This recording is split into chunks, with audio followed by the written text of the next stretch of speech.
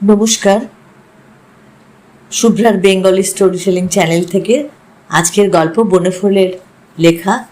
গল্পের নাম ভ্রষ্ট লগ্ন। আশা করি শ্রোতা বন্ধুদের ভালো লাগবে। চলুন গল্পটা শুনুন। স্তব্ধ হয়ে বসে আছি।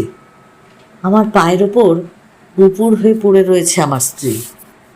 তার আলু লাইত কেশরাশি পায়ের কাছে খানিকটা জমাট অন্ধকারের মতো পুঞ্জীবিত হয়ে রয়েছে। অবরুদ্ধ ক্রন্দনা বেগে তার সর্বাঙ্গ কেঁপে কেঁপে উঠছে।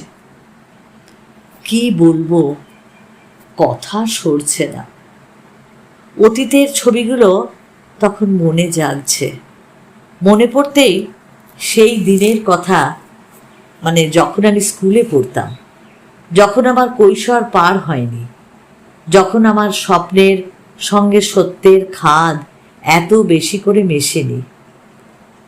স্কুলে পরম বন্ধু ছিল আমার তকু, অর্থাৎ ত্রৈলোক্য। বন্ধুত্বের ইতিহাসও আছে একটু। আমি থাকতাম বোর্ডিংয়ে আর তকু থাকতো বাড়িতে।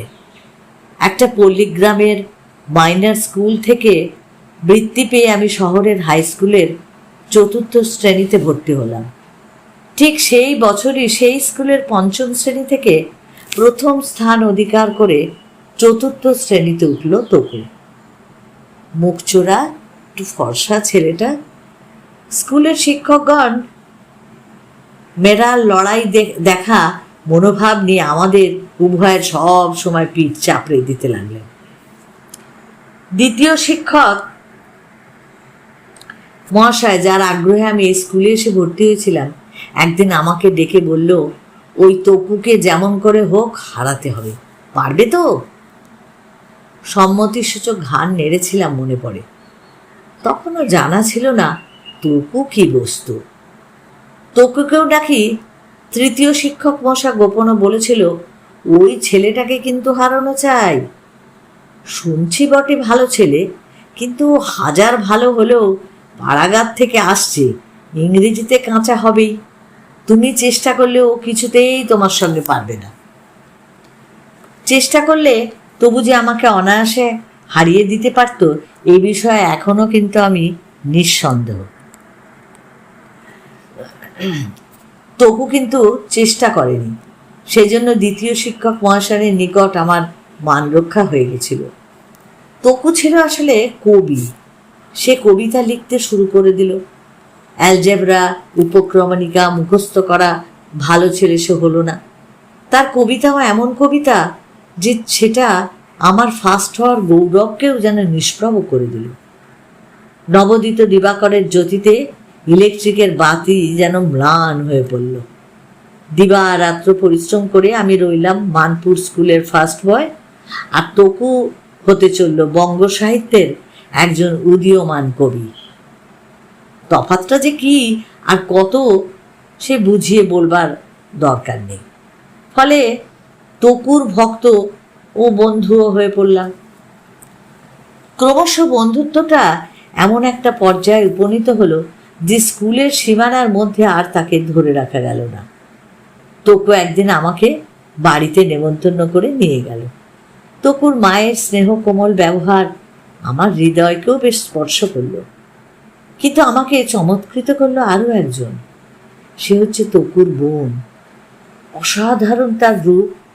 অসাধারণ রূপ বলছি কারণ চকচকে ধারালো সুন্দর একটা কথা খুঁজে পাচ্ছি না বলি। এমন সুন্দরী আমি সত্যিই দেখিনি। ছিপছিপে পাতলা গড়ন, চোখ মুখ নাক অদ্ভুত, এক মাথা কালো কোকড়ানো চুল, গায়ের রং সেটাও অতিশয় অপূর্ব।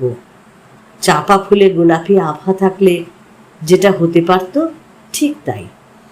মনে হতে লাগলো যেন আমি স্বপ্নাবিষ্ট শিল্পীর কল্পনা সহসা যেন আমার সামনে মূর্ত হয়ে রয়েছে। আরো আশ্চর্য হয়ে গেলাম তার ব্যবহারে। বছর 10-এর মেয়ে অবাক হয়ে গেলাম তার গাম্ভীর্য দেখে। আমার সঙ্গে কথা বলল না, আচারে ব্যবহারে বা ভাবে ভঙ্গিতে সে স্পষ্ট করে সে বুঝিয়ে দিল যে আমাকে সে গ্রাহ্যের মধ্যেই আনছে না। আমার সম্বন্ধে সে একেবারে নির্বিকার। মনে মনে আত্মসম্মানে একটু আঘাতও লাগলো। চুপ করে রইলাম। বলবার কী বা ছিল, কিন্তু সেই দিনটা আমার স্পষ্ট মনে পড়ে। তকুর বাড়ি প্রায় নেমন্তন্ন হতো, প্রায় প্রতি রবিবার। সুতরাং ক্রমশ কথা দু একটা হলো। বেশ মনে পড়ে প্রথম দিন সে আমাকে বলেছিল, দাদাদের ক্লাসে আপনি বুঝি ফার্স্ট বয়? সত্যি কথা বলেছিলাম। হ্যাঁ। উত্তরে সে কি বলল শুনবেন? বই মুখস্থ করে ওরম ফার্স্ট সবাই হতে পারে, দাদার মতন এমন সুন্দর কবিতা লিখতে পারেন আপনি? মনে পড়ছে একটু সলজ্জ গলা খাকারি দিয়ে বলেছিলাম, আমি তোমার দাদার মতো নই, আর হতে চাইও না। পারবেনই না। 10 বছরের মেয়ে। দেখতে দেখতে 4টে বছর কেটে গেল। অর্থাৎ এই 4 বছর ত্রৈলোক্যের বাড়ি আমি বহুবার যাতায়াত করেছি, কিন্তু মালতীর অর্থাৎ তপুর বোনের সঙ্গে খুব অল্প কথাই কিন্তু আমার হয়েছে। যখনই যেতাম দেখতাম হয় সে আয়নায় মুখ দেখছে, না হয় শাড়িটা গুছিয়ে পরছে, না হয় পরিপাটি করে চুল বাঁধছে, না হয় এমনি একটা কিছু করছে। নানাভাবে সে আপনাকে সাজিয়ে গুছিয়ে রাখতেই ভালোবাসত। আয়নায় যখন সে চেয়ে থাকতো মনে হতো যেন সে প্রণয়ের মুখ পানে চেয়ে রয়েছে। নিজের মুখখানার প্রেমে সে যেন নিজেই পড়েছিল। সে যে অদ্ভুত রূপসী এই সত্য কথাটা সে সম্পূর্ণরূপে উপলব্ধি করেছিল এবং এক দণ্ডও ভুলে থাকতো না। তার বয়স যত বাড়তে লাগলো মাদকতাও বাড়তে লাগলো। আমার সেই সদ্য জাগ্রত যৌবন বেশি বক্তৃতা করে সময় নষ্ট করতে চাই না। আপনারা যারা আশঙ্কা করছেন সেটাই ঘটল। জীবনে সেই প্রথম প্রেমে পড়লাম এবং সেই মেয়ের সঙ্গে যে আমার সঙ্গে ভালো করে কথা কয়নি, তার ভাবে ভঙ্গিতে কথায় বার্তায় আমার প্রতি একটা অবজ্ঞাই অনুক্ষণ ফুটে উঠেছে। আশ্চর্য প্রেমের নিয়ম। আমি ঠিক তাদের পাল্টি ঘর ছিলাম। আমার ভালো ছেলে বলে একটু সুনামও ছিল। মালতী যদি সামান্য একটু আশ্বাস দিত বিয়েটা কিন্তু আটকাতো না, কিন্তু সে আশ্বাস মোটেই দিল না। একদিন মনে পড়ছে তাকে আড়ালে পেয়েছিলাম। মনের কথাটা গুছিয়ে বলবো মনে করে অনিশ্চিতভাবে একটু আমতা আমতা করছিলাম। আমার ভাবগতিক দেখে মালতী হেসে বলল, আপনি যা বলবেন তা আমি বুঝতে পারছি, কিন্তু বলবেন না। নিজের চেহারাটা কখনো দেখেছেন আয়নায়? এই বলে সে বের হয়ে গেল। সেদিন সন্ধ্যায় স্কুলের খেলার মাঠে অনেকক্ষণ একা একা ঘুরে বেড়ালাম। আর মনে পড়তে লাগলো, এটাও মনে পড়ছে যে অত বড় রূঢ় আঘাতের পরও মালতীর ওপর আমার একটুও বিতৃষ্ণা আসেনি, বরং তার পক্ষ নিয়ে নিজেরই সঙ্গে তর্ক করেছিলাম। যার গর্ব করবার মতো রূপ আছে সে তো তা নিয়ে গর্ব করবেই। রূপসী মানেই গর্বিনী। গর্বটা সৌন্দর্যের একটা অলংকার। অনেক তপস্যা করে তবে সুন্দরীর মনের নাগাল পাওয়া যায়। এমন কত কি যুক্তি। আমি কিন্তু আর সময় পাইনি। সেটা ম্যাট্রিক দেবার বছর। পড়াশুনো কিছুদিন বেশ ব্যস্ত হয়ে রইলাম। তারপর পরীক্ষা দিয়ে বাড়ি চলে আসতে হলো। মানপুরে ফিরে যাওয়ার অজুহাত শীঘ্রই আর পাওয়াও গেল না। এরপরে বোধহয় আরও 4টে বছর কেটে গেল। আমার ওপর দিয়ে তখন অনেক ঝড়ঝাপটা গেল। বাবা মা মারা গেলেন। সংসারে আমার আর আপন বলতে বিশেষ কেউ ছিল না। কলকাতার মেসে একটা নিঃসঙ্গ জীবনযাপন করছিলাম। মালতীকে অবশ্য ভুলিনি, ভোলা যায় না বলেই অবশ্য ভুলিনি। তাকে পাবার আশা অবশ্য অনেক দিনই আমি ত্যাগ করে দিয়েছিলাম। তকুর পত্র মাঝে মাঝে পেতাম। সে সাহিত্য সাধনায় এমন তন্ময় হয়ে গেছিল যে ম্যাট্রিকটা পর্যন্ত পাশ করতে পারল না। অথচ তার পক্ষে কত না সহজ ছিল। তকুর বাবাও মারা গেলেন, তকুদের অবস্থা খুব ভালো ছিলও না, আরও খারাপ হয়ে গেল। একদিন তকুর পত্র পেলাম, লিখেছে মালতীর জন্য একটা ভালো পাত্রের সন্ধান আমি যেন করি। পাত্রটা আর যাই হোক সুপুরুষ হওয়া প্রয়োজন, কারণ কালো বলে দুটো ভালো পাত্রকে মালতী কিছুতেই বিয়ে করতে রাজি হয়নি। উত্তরে লিখলাম, ভালো পাত্রের সন্ধানে রইলাম। জানাশোনা একটা ভালো পাত্র আছে, কিন্তু চেহারাটা তেমন সুবিধের নয়। মালতীর হয়তো পছন্দ হবে না, বলো তো সম্বন্ধ করি। সাগ্রহে প্রতীক্ষায় রইলাম, কিন্তু কোনো উত্তর আসেনি। এরম করে আরও কিছুদিন কাটলো। এমএ পড়ছি। আশ্চর্য মানুষের মন। হঠাৎ একদিন আবিষ্কার করলাম যে মালতী কখন যেন মন থেকে অতর্কিতেই সরে গেছে। তার স্থান অধিকার করে বসেছে আরেকজন, মৃদুভাষিনী মিস মিত্র, আমারই সহপাঠিনী। আলাপটা হয়েছিল লাইব্রেরিতে। এথিক্সের একটা অংশবিশেষ বুঝিয়ে নেবার জন্য মিত্র আমার খুব কাছে এসেছিল, আর সেই থেকেই আলাপ সাধারণত যেভাবে ঘনিষ্ঠতা হয় ঠিক সেইভাবেই হয়েছিল। মিস মিত্র যে সুন্দরী তা নয়, কিন্তু তার চোখে মুখে এমন একটা মার্জিত কমনীয়তা, এমন একটা সংযত মধুর বুদ্ধিদীপ্ত রূপ দেখেছিলাম যে মনে রং ধরে গেল।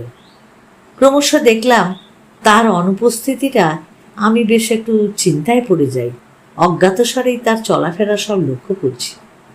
কোন কোন রঙের শাড়ি পরলে তাকে মানায় এসব বিশ্লেষণ করছি। কখন যেন সে ক্লাসে আসবে সে আশাতেও খালি দরজার দিকে চেয়ে বসে থাকতাম। যখন মিস মিত্রের সঙ্গে আমার বিবাহের কথা পাকা হয়ে গেছে, আর কয়েকদিন পরেই বিবাহ, এমন সময় তকু এসে হাজির। তকুর মুখে সমস্ত শুনে অবাক হয়ে গেলাম। বললাম, সে কি সম্ভব? তকু বলল, সম্ভব অসম্ভব বুঝি না ভাই, সমস্ত তোকে খুলে বললাম। ওকে এখন আর কে বিয়ে করবে বল? অসাবধানে স্টোভ জ্বালাতে গিয়ে ছি কি কাণ্ডটাই যে হয়ে গেল। মা বলল যে তোর কাছে আসতে, তুই ছাড়া কাউকে আর এ অনুরোধ আমার করবার সাহস নেই রে। বলে তকু হঠাৎ কেঁদেও ফেলল। তার চোখে জল দেখে অত্যন্ত বিচলিত হয়ে গেলাম। তাকে বুঝিয়ে বললাম, না ভাই, এখন তো আর হয় না, আমরা অনেক দূর এগিয়ে পড়েছি, চল মাকে গিয়ে আমি বুঝিয়ে বলছি। মানপুরে গেলামও। পায়ের উপর হয়ে স্ত্রী বলছে, শুনছি কখনো তুমি আমায় ভালোবাসো না, কখনো না, একদিনও বাসনি, বাঁচতে পারো না।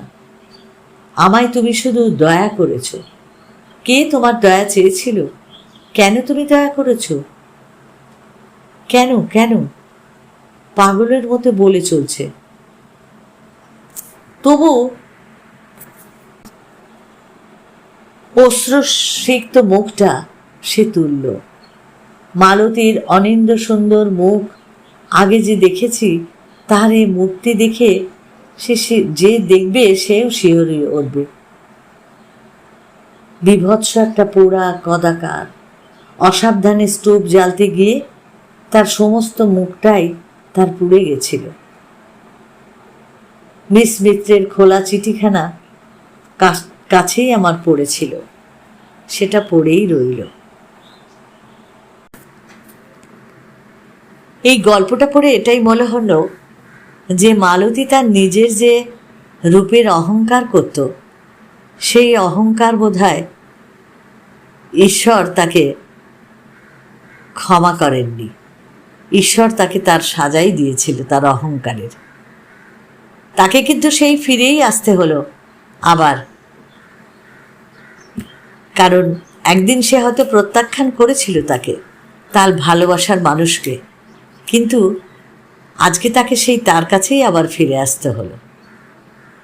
পৃথিবীতে বড় আশ্চর্যজনক সব ঘটনা ঘটে, কিন্তু তবুও আমরা কখনো সত্যকে অস্বীকার করতে পারি না। সত্যটা সত্যই থাকে। জীবনে কখনো কোনো জিনিস নিয়ে কখনো অহংকার করতে নেই। এই গল্পটা পড়ে আমার সেটাই মনে হলো। আর এই গল্প শুনে যদি শ্রোতা বন্ধুদের ভালো লাগে তাহলে অবশ্যই লাইক ও প্রিয়জনকে শেয়ার করো। আর যারা নতুন এখনও চ্যানেলটা সাবস্ক্রাইব করোনি, প্লিজ প্লিজ একটু সাবস্ক্রাইব করে আমার পাশে থেকো আর অপেক্ষায় থেকো আমার আরও ভালো ভালো গল্পের জন্য।